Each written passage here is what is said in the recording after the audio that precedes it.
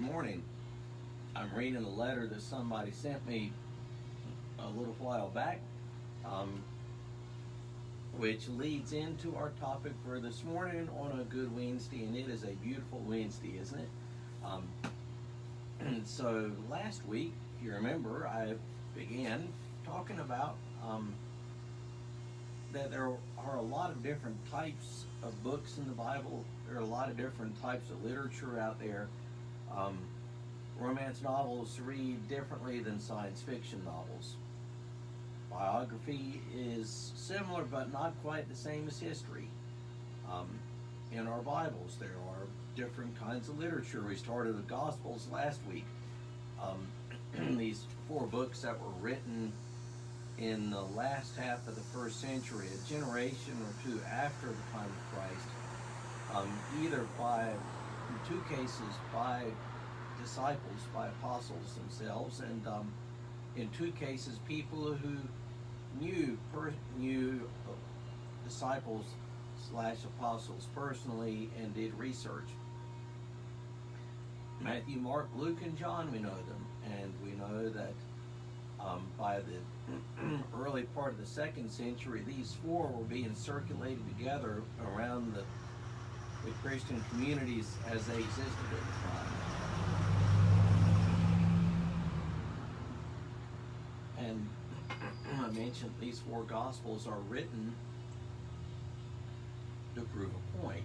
They're not objective history. They're written to prove a point. They're written to prove, to show that Jesus is the Son of God. And some people might call it salvation history. In the Gospels we find things that Jesus did, miracles that he performed, parables that he told, elements of his life, but they are written and they are shaped to prove a point. And that point is that he is Son of God. Okay, so if that was the Gospels from last week, today we look at what actually makes up most of the New Testament, and that's letters. I was just reading a letter when y'all tuned in. Most of the letters in the New Testament are written by Paul, by the Apostle Paul. So if you look at the table of contents in your Bibles, we see them: Romans, 1st and 2nd Corinthians, Galatians, Ephesians, Philippians, Colossians, 2 letters to Thessalonica, 2 letters to Timothy, Titus, Philemon, and then there are actually other letters after that.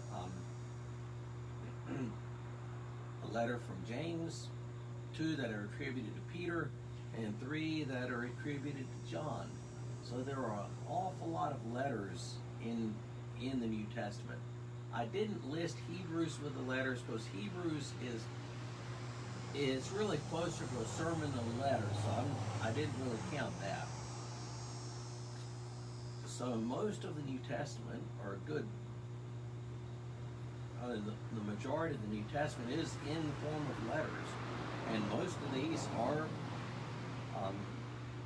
are written by the Apostle Paul. Everything from Romans to Philemon gets attributed to Paul. One of the interesting things about the New Testament, and it's something that we can lose track of, is this. Paul's letters are the first portion of the New Testament being written. The Gospels are listed first because they were regarded as being more important. The Gospels are listed first because they describe the life of Jesus. But the earliest Christian documents that are in the canon are Paul's letters. Peter and Paul are both martyred during the reign of Nero in the mid-60s AD, and the earliest gospel was written about that time, 65 to 70, that being the Gospel of Mark. And there is a little bit of debate over what the earliest book in the Bible, book in the New Testament written is. Some would argue First Thessalonians, others would say Galatians, but let's say that they were the first two. A year or two before 50 AD. They were the earliest New Testament books to be written. And we don't find a gospel written until 65 or 70 AD. And so we have these letters from Paul, Romans, the letters to the Corinthians, Galatians, Ephesians, Philippians, Colossians, etc., etc. And the most important thing to remember is that these are letters. We may call them epistles, or we may call them letters. They're the same thing. The term means the same. But they are simply letters. Paul didn't write Romans as a theological treatise. He didn't write any of these letters as a abstract theological treatise. Rather, these letters are written as reactions to local situations.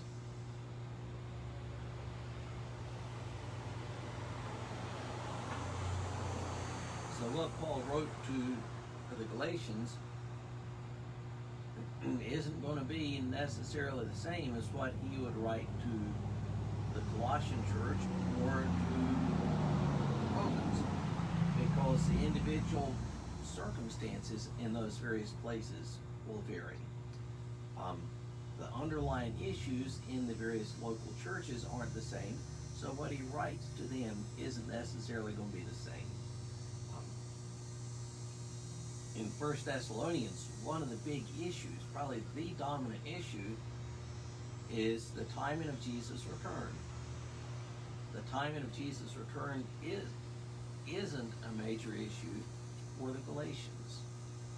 They're written about the same time, very close to the same time, but the emphasis in the two letters is different because the circumstances that they're addressing is a little bit different. With these letters, it's the best analogy in approaching them is this. We read these letters from Paul or others in the New Testament, and it's like you're listening into half of a telephone conversation. You walk into the house and there's someone else in the family that's on the phone, and you can tell from the conversation something of what's going on. From the conversation, you can tell something of what is going on by whether it's a happy conversation or a sad one. In the answers that you hear the person in the house give, you can sort of read between the lines. You won't know everything, but you can begin to piece together what's going on. And that's exactly the same with these letters. We read the letters to any of these churches, and we can figure out a little bit about what's going on there. So when we read these letters, whether it's Romans, the longest and probably most famous of Paul's letters, or the shortest, little letter to Philemon, when you read them, what do we look for? First, these are written before the Gospels. Before the Gospels are written, there were little Christian communities and Christian churches scattered around.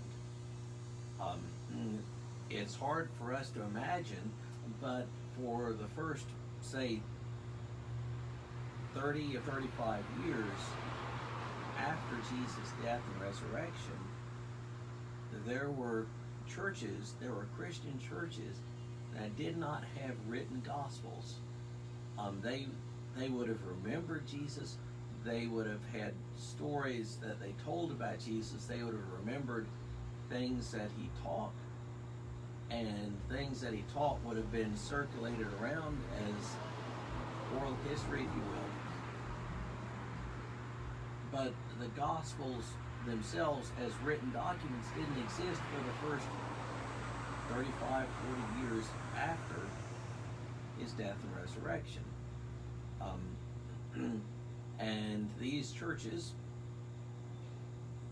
for these 3 decades plus, they encountered all the same problems that churches today do. They had theological squabbles, and they dealt with persecution, be it from the Romans or from the Jews. They had internal church conflicts over matters of behavior, all sorts of things. These churches had internal fights, internal problems, and they had external persecution. And so Paul writes to these churches. He can't be every place at once. So Paul writes letters to these churches to help them address whatever issues they're facing, whatever conflicts they're dealing with. And so when Paul writes these letters, he is in essence becoming the first Christian theologian.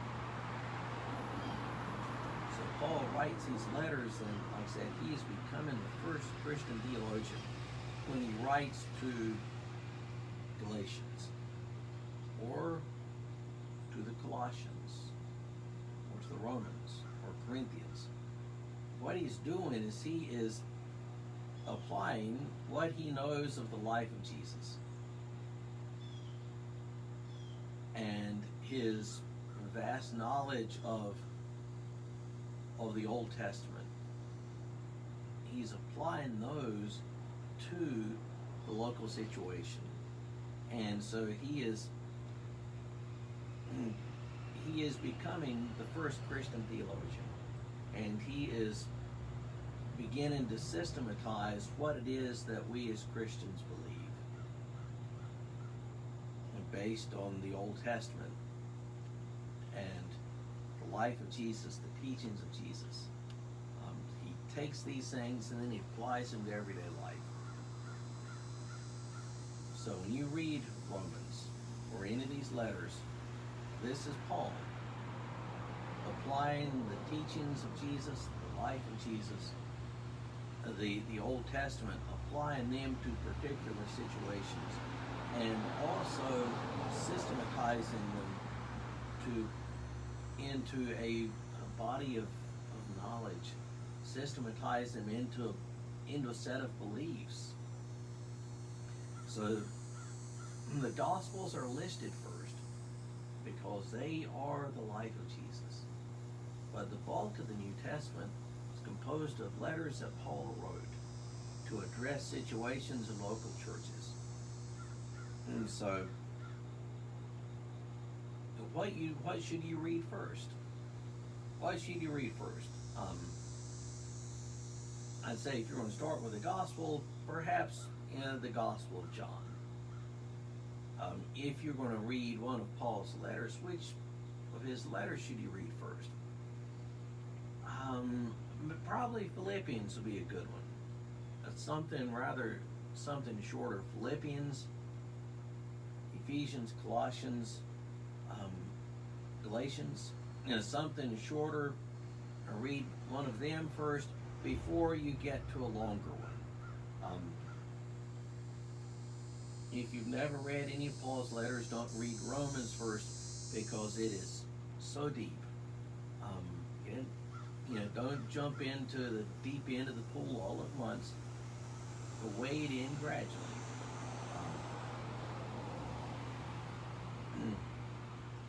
Now, the most important thing is this. The most important thing is this. Whichever one of these letters you read first, the most important thing is that you read. And I might suggest that you read Philippians first, but whichever one you start with, the most important thing is that you read. The most important Bible in any house is the one that is read. The most important Bible in any house is the one that has the most markings in it, the one that is falling apart the most, because it is the one that is being used the most. So that's a good word on a beautiful Wednesday morning, and I will be back next week. Have a great one.